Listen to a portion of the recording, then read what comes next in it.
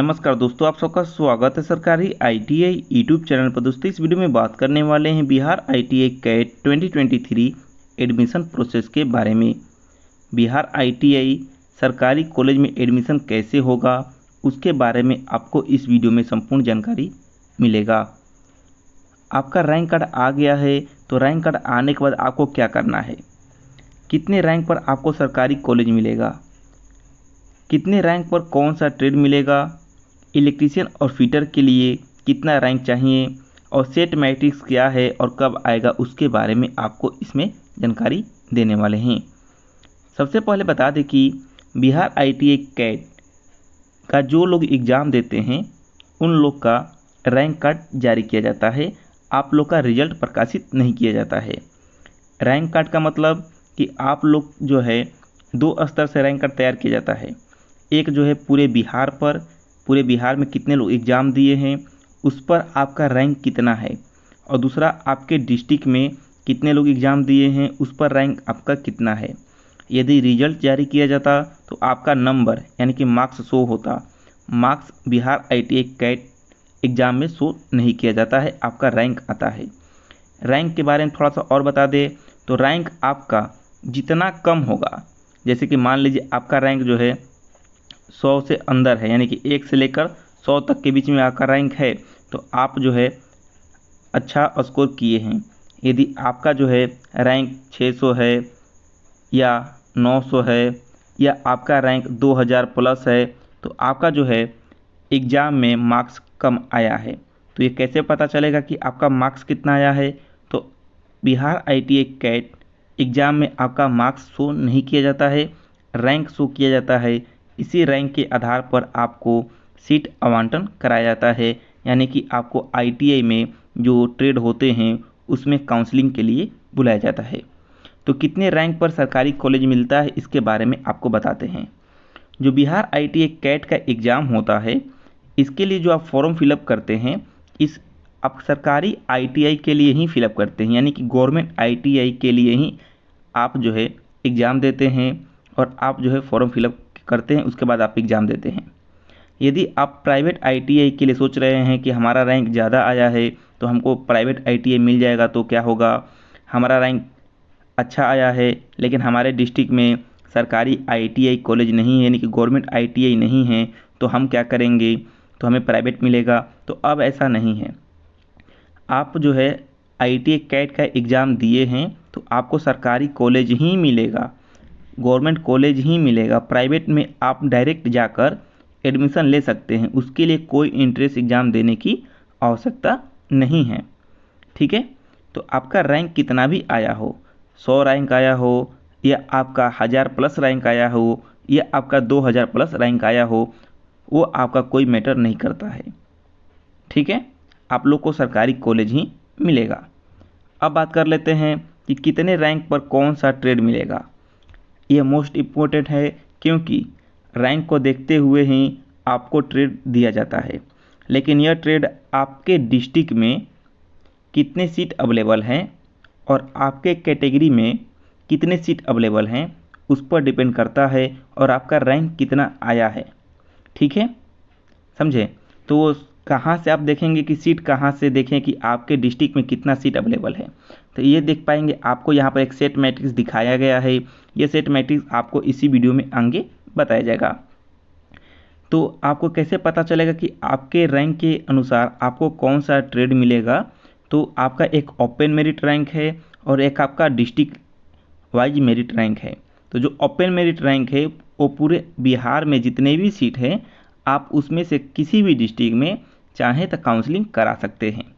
ठीक है, और जो आपका डिस्ट्रिक्ट वाइज रैंक है, तो आपके डिस्ट्रिक्ट में और आपका जिस जिस कैटेगरी में रैंक आया है, जैसे कि किसी का रैंक आया होगा यूआर में, किसी का रैंक आया है यूआर में, तो सबका रैंक आया है, फिर आया होगा एसी में, ठीक है, या आया होगा एसटी में, या आया होगा ओबीसी में। ठीक है, जो भी हो ओबीसी में, तो आप जो है यूआर में तो भाग ले ही सकते हैं, आप अपने कैटेगरी में भी भाग ले सकते हैं। ठीक है, यानी कि यूआर मतलब कि जो अनरिजर्व का जो सीट है, आप उस पर भी काउंसलिंग करा सकते हैं। आपका उसमें नाम आता है तो आपको सीट आवंटन कराया जाएगा। यदि उसमें नहीं आता है तो आप अपने कैटेगरी में जाकर काउंसलिंग करा सकते हैं उसके अनुसार आपको सीट प्रोवाइड करा दिया जाएगा। तो आप समझ चुके होंगे कि आपको कितने रैंक पर कितना ट्रेड मिलेगा, कौन सा ट्रेड मिलेगा। ये डिपेंड करता है कि आप जिस ज़िले के हैं, जो आपका डिस्ट्रिक्ट है, उस डिस्ट्रिक्ट में जो गवर्नमेंट ITI है, उस ITI में जैसे इलेक्ट्रीशियन हुआ, फिटर हुआ, टर्नर हुआ, मशीनिस्ट हुआ, वायरमैन हुआ, इस सब ट्रेड में कितना सीट अवेलेबल है और आपके कैटेगरी में कितना सीट अवेलेबल है, उस कैटेगरी में कितने लोग काउंसलिंग कराए हैं, इस पर डिपेंड करता है कि आपको कौन सा ट्रेड मिलेगा। और प्रोवाइटी, किसका प्रोवाइटी आप पहले दिए हैं, तो ये सब काउंसलिंग के समय आपको बताया जाएगा। तो आप लोग अभी परेशान ना हो। इतना मान के चलिए कि आपका 1 से 100 तक रैंक है, जनरल में रैंक है यानी कि UR में, या आपके कैटेगरी में रैंक है, तो आपका सेफ स्कोर है, आप जो है अच्छा सा ट्रेड ले सकते हैं। जैसे इलेक्ट्रीशियन फिटर आपको मिल जाएगा। यदि आपका 100 से 200 रैंक तक है तो भी आपको इलेक्ट्रीशियन फिटर मिल जाएगा। उसके लिए कुछ आपको ट्रिक बताएंगे काउंसलिंग के समय कि कैसे करना है, ठीक है।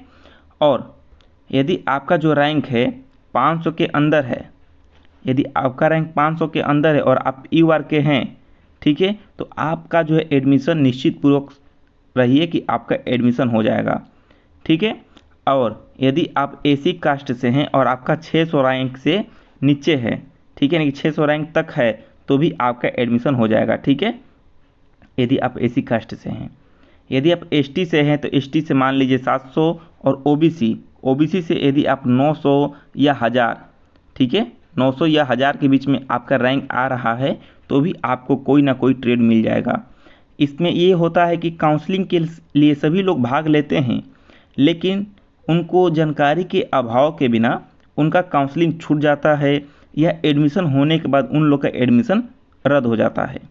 तो आपको पूरी जानकारी दी जाएगी कि कैसे काउंसलिंग करना है, क्या क्या लगेगा, कौन कौन से डॉक्यूमेंट तैयार करना है, ताकि काउंसलिंग में आपको बाहर न किया जाए, ठीक है। और यहाँ पर देखिए, इलेक्ट्रीशियन फिटर के लिए कितना रैंक चाहिए, तो आपको बता दें कि यदि आपका इलेक्ट्रीशियन फिटर चाहते हैं तो आपका कम से कम 1 रैंक से लेके 80 रैंक के बीच में आ रहा है, ठीक है, UR में है 1 रैंक से 80 रैंक के बीच में आ रहा है, तो आपका इलेक्ट्रीशियन फिटर निश्चित रूप से फर्स्ट काउंसलिंग में ही मिल जाएगा। यदि आपका 80 रैंक से लेके 200 रैंक तक आ रहा है तो आपका जो है सेकेंड काउंसलिंग में मिलने का चांस है, ठीक है।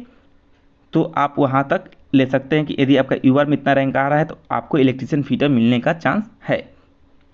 आपको बता दें कि आप जो है काउंसलिंग करना नहीं भूलिएगा, क्योंकि काउंसलिंग आपका एक ही बार होगा। एक बार काउंसलिंग कराइएगा तो उसमें आपका फर्स्ट अलॉटमेंट ऑर्डर, उसके बाद आपका सेकेंड अलॉटमेंट ऑर्डर, उसके बाद आपका मॉपअप काउंसलिंग, 3 बार आपको चांस दिया जाएगा। First allotment order, second allotment order और उसके बाद मॉपअप काउंसलिंग, तीनों में आप कभी ना कभी जाके भाग ले सकते हैं और अपना एडमिशन करा सकते हैं। तो उसका प्रोसेस आपको वीडियो के माध्यम से आने वाले समय में बताया जाएगा। अब बात कर लेते हैं कि यहाँ पर देखिएगा सेट मैट्रिक्स क्या है, यह कब आएगा।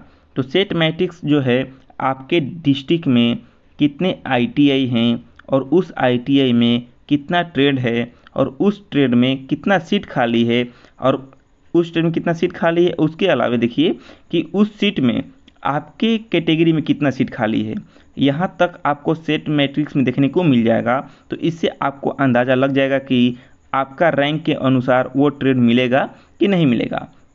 काउंसलिंग सभी लोग करा लेंगे। काउंसलिंग आपको एक ही बार मौका मिलेगा, ध्यान दीजिएगा, एक बार मौका मिलेगा। आपका रैंक कितना भी हो, 5000 हो, 3000 हो, 2000 हो, या आपका रैंक 18 हो, 3 हो, 4 हो, कुछ भी हो, आपको काउंसलिंग सिर्फ और सिर्फ एक बार कराना है। उसके बाद आपका अलॉटमेंट ऑर्डर आएगा तो आपको बताया जाएगा स्टेप बाय स्टेप कि आपको कैसे कैसे करना है। तो आप समझ चुके होंगे। यदि आपके भी मन में अभी तक कोई डाउट है तो आप हमें कमेंट करके पूछ सकते हैं।